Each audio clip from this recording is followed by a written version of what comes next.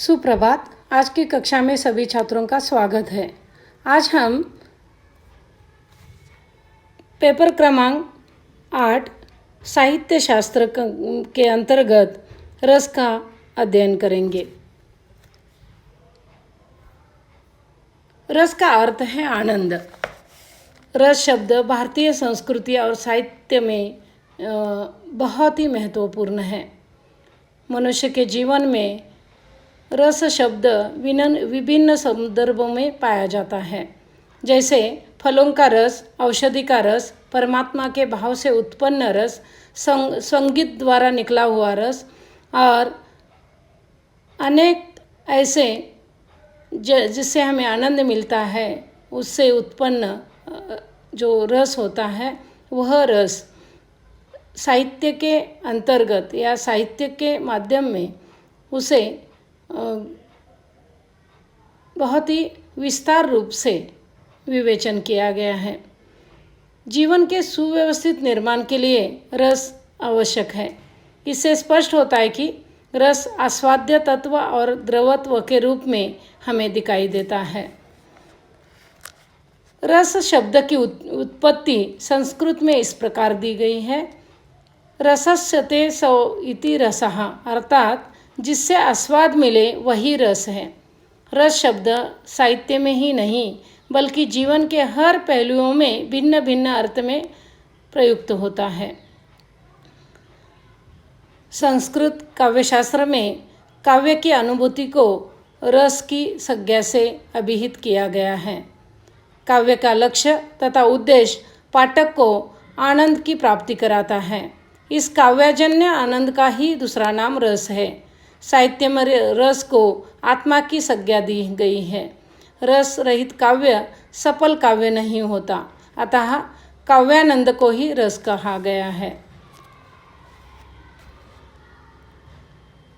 भरत मुनि के नाट्यशास्त्र ग्रंथ में इसका समग्र विवेचन किया गया है। भरत मुनि का रस के लिए जो निर्माण किया गया सूत्र है वह इस प्रकार है। तत्र विभावानुभाव व्यभिचारी संयोग द्रस निष्पत्ति। विभाव, अनुभाव और संचारी भावों का स्थायी भावों के साथ संयोग होकर रस की निष्पत्ति होती है। अर्थात भरत मुनि के अनुसार विभाव, अनुभाव और व्यभिचारी भावों के या संचारी भावों के संयोग से रस की निष्पत्ति होती है या रस का उद्भव होता है। इस रस सूत्र में रस निष्पत्ति के लिए आवश्यक विभाव, अनुभाव और व्यभिचारी भाव, इन तीन अंगों का निर्देश किया गया है। कई आचार्यों ने इस पर विचार विमर्श किया और भिन्न भिन्न रूप में रस को परिभाषित किया है। इसमें आचार्य अभिनव गुप्त की परिभाषा इस प्रकार है। काव्य पढ़ने या नाटक देखने से सहृदय को जो आनंद प्राप्त होता है उसे रस कहते हैं। अर्थात आस्वाद्यते इति रसः, इसका अर्थ है रस आस्वाद स्वरूप है और उसका आस्वादन सहृदय ही कर सकते हैं। उसके बाद हम आचार्य मम्मट की परिभाषा देखते हैं। उनके अनुसार विभाव आदि के संयोग से निष्पन्न होने वाली आनंदात्मक चित्त वृत्ति ही रस है। अर्थात उन्होंने आनंदात्मक चित्त वृत्ति को रस माना है। आचार्य रामचंद्र जी शुक्ल ने रस को परिभाषित करते हुए लिखा है, सत्वोद्रेक या हृदय की मुक्तावस्था ही रस है। यानी हृदय की मुक्त अवस्था या किसी आनंद को प्राप्त कर हमारा हृदय मुक्त हो जाता है, तब जो स्थिति होती है उसे उन्होंने रस कहा है।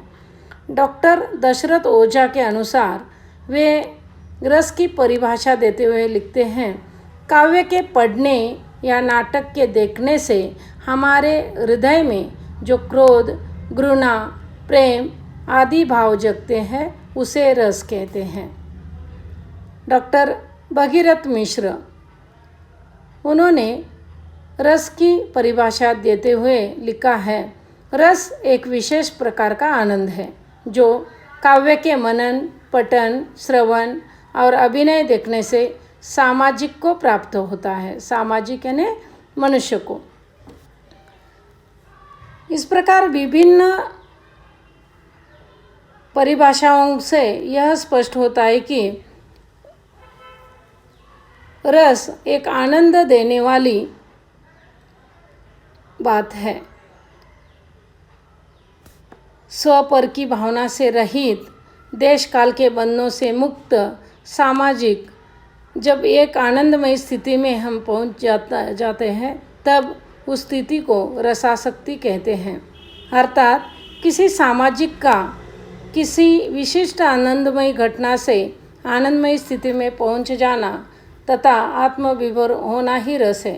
यानी कि मनुष्य किसी आनंददायी घटना से आनंदी होकर उस आनंदमय स्थिति में पहुंचकर आत्मविभोर हो जाता है, वह रस है।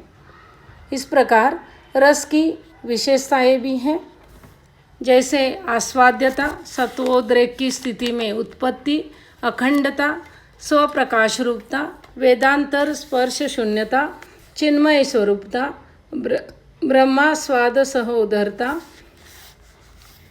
जिसका मनुष्य आस्वाद लेता है या स्वहृदय सामाजिक जिसका रसन या भोग करता है, वह रस है। रस निर्विघ्न या अखंड होता है।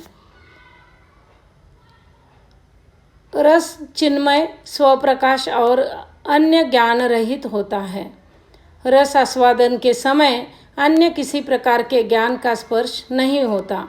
रस लोकोत्तर चमत्कार का प्राण है। रस की स्थिति अपने स्वरूप से भिन्न रूप होती है। काव्य के पठन या श्रवण से तथा नाटक को दृश्य रूप में देखने से सामाजिक रसानंद प्राप्त करता है। रस ब्रह्मानंद सहोदर होता है। यानी जिस प्रकार अगर कोई कलाकृति देखकर, जैसे आपके लिए किसी उत्तम चित्रपट या सिनेमा देखने के बाद जैसे आप आनंद विभोर हो जाते हैं, वह रस की अनुभूति है।